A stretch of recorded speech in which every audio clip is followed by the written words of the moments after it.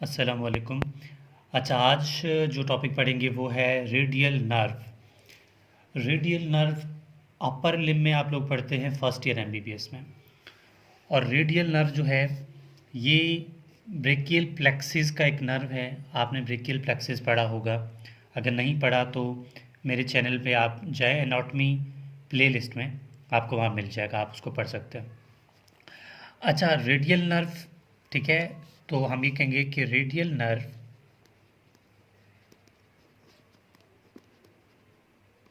Supplies,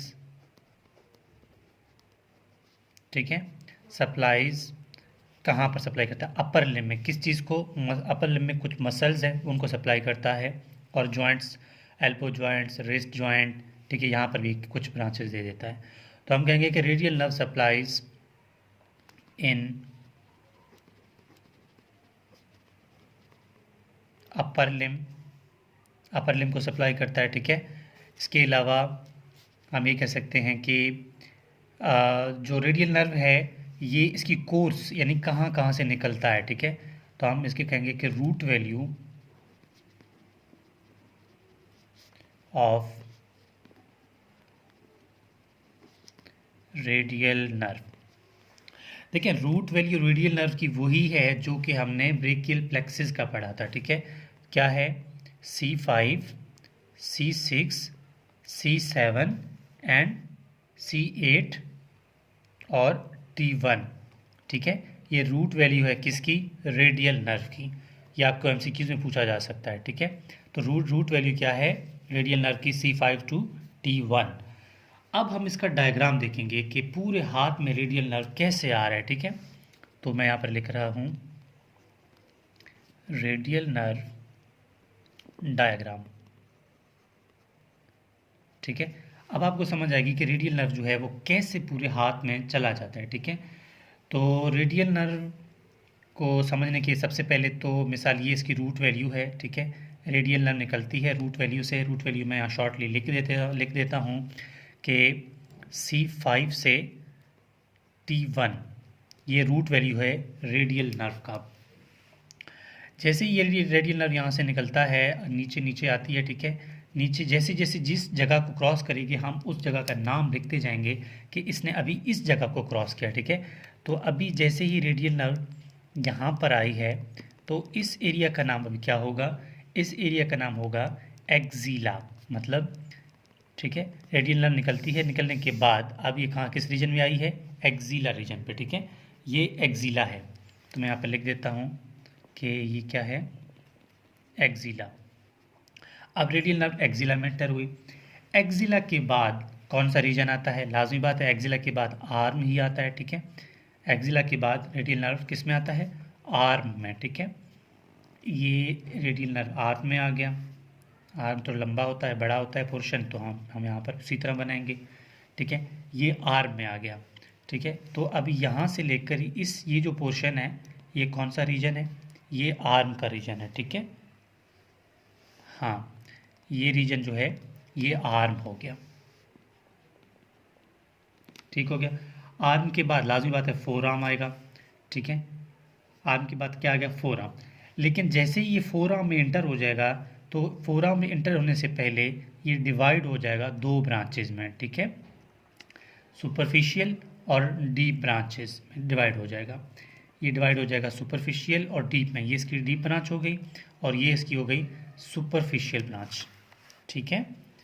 ये इसकी हो गई सुपरफिशियल ब्रांच, ये हो गई डीप ब्रांच। अब ये रीजन कौन सा है? आर्म के बाद लाजमी बात है फोर आर्म आएगा, ठीक है। फोर आर्म, आर्म के बाद फोर आर्म आएगा, ठीक है। अब जैसे ही ये फोर आर्म पे इंटर हो जाएगा तो अब इसके बाद लाजमी बात है फोर आर्म के बाद हैंड है, ठीक है। तो मैं नीचे यहाँ हैंड लिख देता हूँ, लेकिन इसको मज़ीद आगे डिस्कस करेंगे कि किस तरह, ठीक हो गया। अब इसकी ब्रांचेस देखते हैं। अब तो इसकी रेडियल नर्व की हमने देख लिया ना कि कौन सी ब्रांच कहाँ से आ रही है, ठीक है। अब हम इनकी जो है नाम लिख देते हैं। ये कौन सी है? डीप ब्रांचेज हैं इसकी। ये क्या है? डीप ब्रांच है, डीप ब्रांच है। और ये क्या है? ये सुपरफिशियल ब्रांच है, सुपरफिशियल है, ठीक है। अब इसके ब्रांचेस देखेंगे कि एक्जीला में ये क्या क्या ब्रांचेस देता है, आर्म में क्या देता है, फोर आर्म में क्या देता है, उसकी बात करेंगे। अच्छा, एक्जिला में जब ये रेडियल नर्व आता है तो एक्सिलरी रीजन में सबसे पहले यहाँ पर ये एक ब्रांच यहाँ पर देगा, ठीक है। टोटल यहाँ पर ये 3 ब्रांचेस देता है। एक ब्रांच यहाँ पर इस तरह देगा, ठीक है। ये 2 ब्रांच हो गए इसके। इसके अलावा एक ब्रांच एक्जिला से निकल के आर्म के रीजन में आ जाता है, ठीक है। तो ये 3 ब्रांच हो गए इसके एक्जिला में। अब इनके नाम क्या क्या हैं? अच्छा, सबसे पहला जो ये ब्रांच है, ठीक है, इसको बोलते हैं posterior cutaneous nerve of arm, ठीक है। क्या बोलते हैं इसको? Posterior cutaneous nerve of arm, ठीक हो गया। ये क्या हो गया? Posterior cutaneous nerve of arm. अब ये जो ब्रांच है इसको बोलते हैं, क्योंकि यहाँ पर प्रेजेंट क्या होता है, ट्राइसेप मसल। तो ट्राइसेप मसल के लिए तो लाजमी पता है एक ब्रांच जाएगा ना। तो ट्राइसेप के 3 हेड होते हैं, आपने सबने पढ़ा होगा। तो इसकी लॉन्ग हेड ऑफ ट्राइसेप के लिए जो ब्रांच है वो यहीं से जाती है, ठीक है, ट्राइसेप। ये लॉन्ग हेड की बात हो गई। अब इसके अलावा ये ट्राइसेप की जो आर्म के नीचे आ रहा था, इस ब्रांच को बोलते हैं, ये ट्राइसेप की मीडियल हेड के लिए, ठीक है। तो इसको बोलते हैं मीडियल हेड ऑफ ट्राइसेप, या इसको ये बोलते हैं कि ब्रांच ऑफ, ठीक है, branch of medial head of tricep, कि मीडियल हेड ऑफ ट्राइसेप को ये ब्रांच जो है वो सप्लाई करता है। अच्छा, इसके बाद ये आते हैं हम आर्म के रीजन में, ठीक है, क्योंकि लाजमी बात है एक्जिला से निकलेंगे तो आर्म ही आएगा। अब आर्म के रीजन में सबसे पहले यहाँ एक ब्रांच आएगी, ठीक है, सबसे पहली ब्रांच यहाँ पर है, ठीक है। दूसरा, इसके बाद एक, चलो इसके नाम लिख देता हूँ मैं ताकि 1 बाय 1 आपके लिए आसानी हो जाए। सबसे पहले यहाँ पर एक ब्रांच देगी, ठीक है।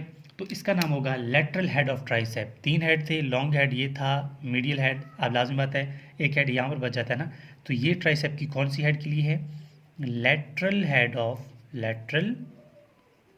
Of tricep muscle.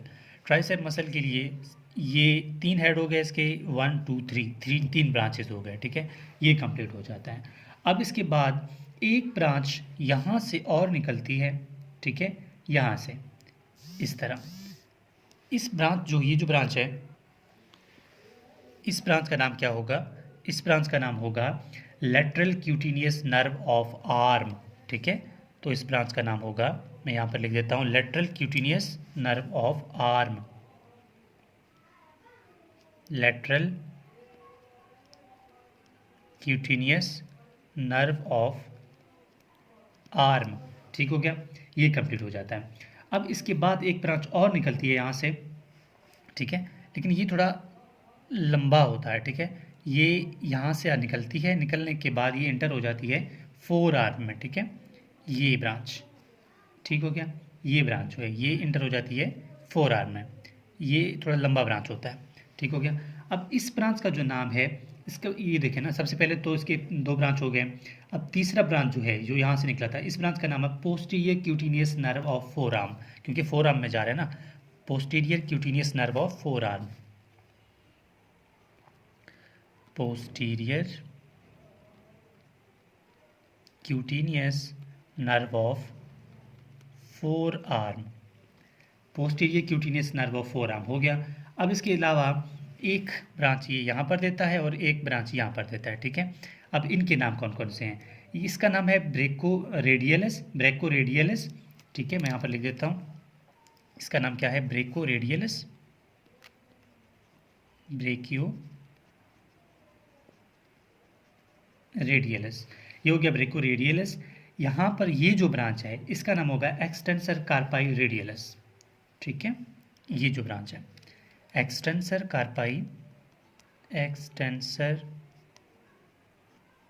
कार्पाई रेडियलिस, ठीक हो गया। ये भी यहाँ पर कंप्लीट हो जाता है। इसके अलावा लाजमी बात है आर्म और फोर आर्म के दरमियान जो है एक जॉइंट होता है ना, एल्बो जॉइंट, तो एक ब्रांच वो यहाँ से देता है, किसको? एल्बो जॉइंट को, ठीक है। तो यहाँ पर हम लिख देते हैं कि branch for elbow joint, branch for elbow joint. तो एल्बो जॉइंट को भी यहाँ से सप्लाई मिल जाता है।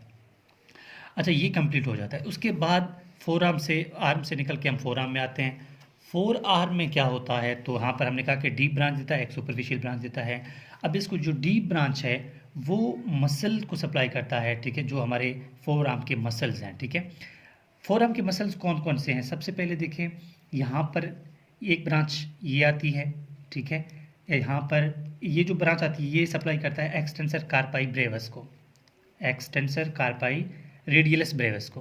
तो मैं अब लिख देता हूँ एक्सटेंसर कार्पाई रेडियलिस ब्रेवस, ये मसल है, ठीक है। अब मैं बता देता हूँ कि ये फिर कहाँ, मतलब आगे आपको समझ आएगी कि मैं कौन से मसल्स की बात कर रहा हूँ।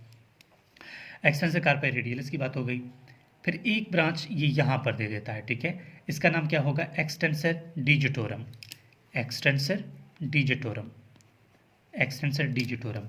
यहाँ पर एक ब्रांच और दे देता है, इसका नाम है extensor digitorum minimus, extensor digitorum minimus, ठीक है। एक्सटेंसर डिजिटोरम मिनिमस के बाद एक ब्रांच और देता है एक्सटेंसर कार्पाई अल्नैरिस, एक्सटेंसर कार्पाई अल्नैरिस, ठीक है।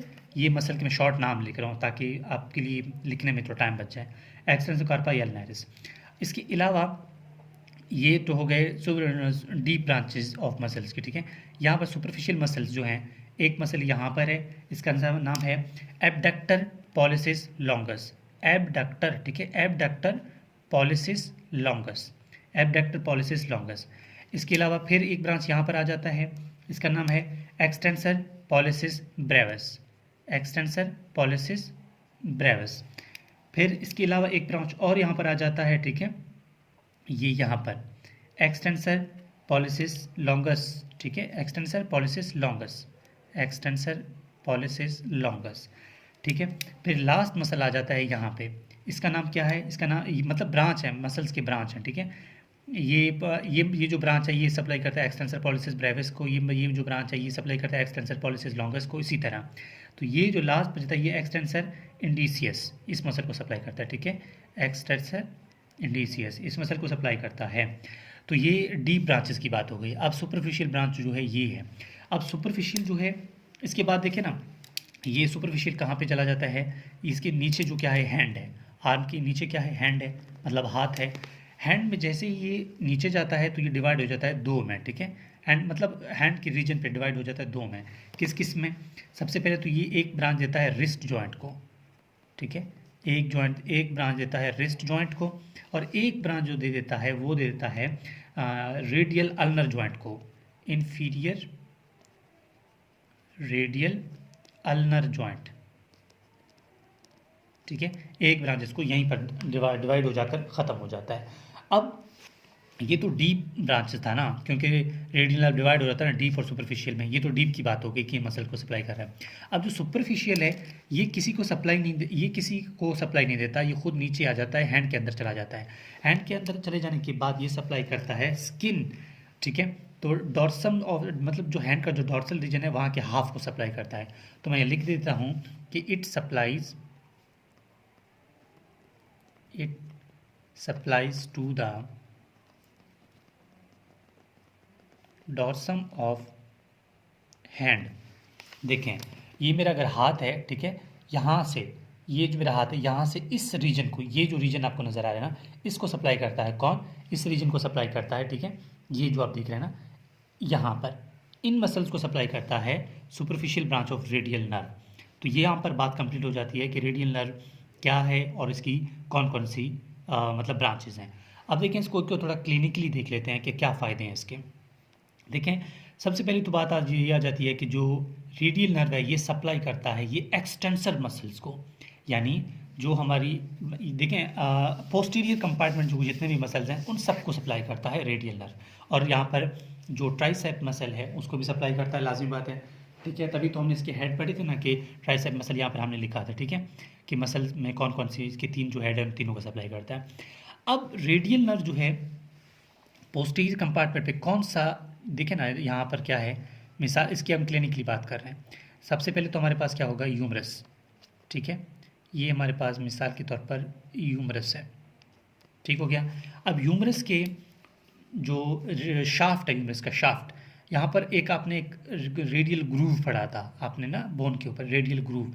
उस रेडियल ग्रूव में क्या जा रहा था? रेडियल नर्व, ठीक है। उस रेडियल ग्रूव में क्या था? Radial nerve. अब कोई भी फ्रैक्चर रेडियल ह्यूमरस के शाफ्ट में आ जाता है तो क्या होगा? रेडियल नर्व जो है वो डैमेज हो जाएगा। रेडियल नर्व डैमेज किस जगह पे ज़्यादा होता है? तो आप कह सकते हैं कि शाफ्ट ऑफ द ह्यूमरस पे। अगर रेडियल नर्व यहाँ पर डैमेज हो गया तो क्या होगा कि हमारे जितने भी ये मसल्स हैं, जितने भी मसल्स को ये सप्लाई कर रहा है, वो सब कुछ क्या होगा? पैरालाइजेज होगा। तो हैंड जो है मूवमेंट नहीं होगी, ठीक है। हैंड मूवमेंट नहीं होगी तो लाजमी बात है कि एक्सटेंसर्स नहीं होंगे, ठीक है। मसल्स को आप फ्लेक्शन और एक्सटेंशन पढ़ा होगा ना, तो एक्स्ट मसल जो हाथ है वो क्या होगा? एक्सटेंड नहीं होगा, यानी एक्सटेंशन उसमें नहीं होगी। तो इसी वजह से इसकी हम ये कहते हैं कि रेडियल नर्व बहुत इंपॉर्टेंट है मसल की एक्सटेंशन के लिए। तो यहाँ पर कंप्लीट हो जाती है whole description of the radial nerve कि रेडियल नर्व क्या है, क्या इसकी क्लिनिकल इफेक्ट है, कौन कौन से इसकी ब्रांचेज हैं और क्या क्या ये किसको सप्लाई करता है। सो देखें, अगर आपको टॉपिक पसंद आए तो प्लीज़ चैनल को सब्सक्राइब कर लें और कमेंट बॉक्स में हमें अपना फीडबैक लाजमी दिया करें ताकि हमें पता चल जाए कि कौन जितना जो हम काम कर रहे हैं वो कितना फ़ायदा कौन साबित हो रहा है। Thank you.